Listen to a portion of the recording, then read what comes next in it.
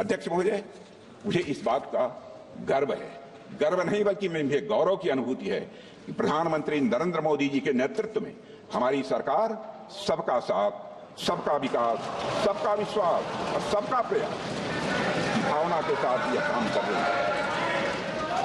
हमारी सरकार भारत के संविधान में निहित धर्म और भावना दोनों के अनुरूप काम कर रही है। अध्यक्ष महोदय, हमारा संविधान प्रोग्रेसिव है, हमारा संविधान प्रोग्रेसिव है, प्रगतिशील है, समावेशी है, परिवर्तनकारी है।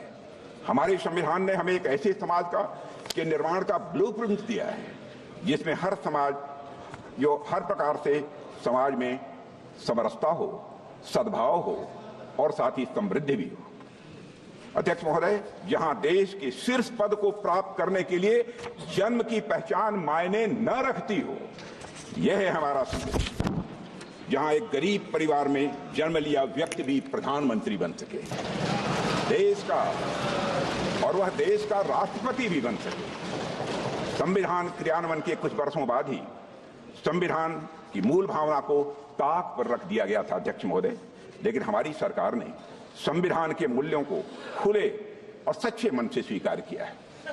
मुझे खुशी है कि हमारी सरकार संविधान की मूल भावना को केंद्र में रखकर जनहित के मार्ग पर तेजी से आगे बढ़ रही है।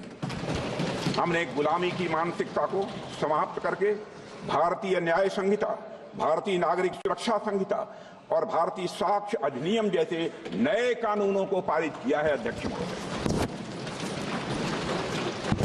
महोदय, हमारी सरकार ने समाज के सभी वर्गों और विशेषकर कमजोर वर्गों के लोगों को उनके समुचित विकास को अपना यह लक्ष्य बनाया है। रिफॉर्म, परफॉर्म और अध्यक्ष महोदय ट्रांसफॉर्म के हमारे संकल्प ने आज भारत को दुनिया की सबसे बड़ी अर्थव्यवस्थाओं की कतार में लाकर खड़ा कर दिया। अध्यक्ष महोदय, आज गरीब लोगों को प्रधानमंत्री आवास योजना की वजह से अपना पक्का मकान मिल रहा है। प्रधानमंत्री जन आरोग्य योजना के अंतर्गत गरीबों को मुफ्त इलाज मिल रहा है। प्रधानमंत्री गरीब कल्याण अन्न योजना के माध्यम से 80 करोड़ गरीबों को मुफ्त राशन की सुविधा दी जा रही है। हर घर में नल से जल पहुंच रहा है, हर घर में शौचालय बन रहे हैं।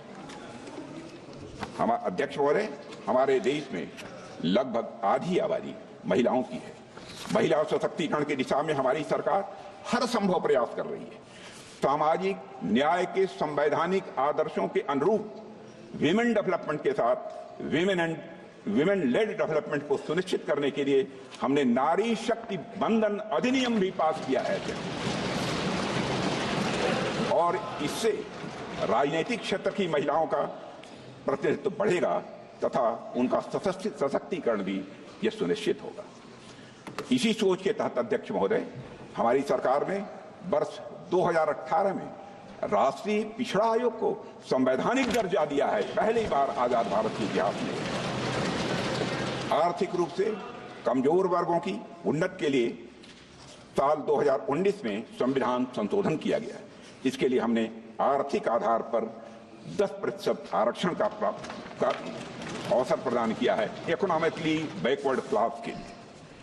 अध्यक्ष महोदय, समग्र और समावेशी विकास के ये सभी काम हमारे संवैधानिक मूल्यों और आदर्शों के यह जीवंत रूप हैं। हमारी सरकार ने न सिर्फ संविधान के मूल्यों को केंद्र में रखकर काम किया है, बल्कि संविधान को लेटर एंड स्पिरिट में बखूबी हमारी सरकार ने लागू किया है। अध्यक्ष महोदय, इस देश में एक ऐसा राज्य भी था जहां देश का संविधान लागू नहीं होता था, संसद के कानून भी पूरी तरह लागू नहीं होते थे। हमने वहां भी संविधान को पूरी तरह से लागू करके दिखाया है अध्यक्ष, और आज पूरा देश उस निर्णय का सकारात्मक परिणाम अपनी प्रत्यक्ष आंखों से देख रहा है। हाल में चुनाव संपन्न हुए हैं, रिकॉर्ड मतदान हुआ है अध्यक्ष महोदय, लंबे समय बाद हुआ है। एक भी हिंसा की घटनाएं मतदान के दौरान नहीं हुई है। अध्यक्ष महोदय, मैं वहां की जनता का अपनी तरफ से हार्दिक अभिनंदन करता हूं। अध्यक्ष महोदय, हमारे संविधान ने हमें भारतीयता से पुनः परिचित कराया।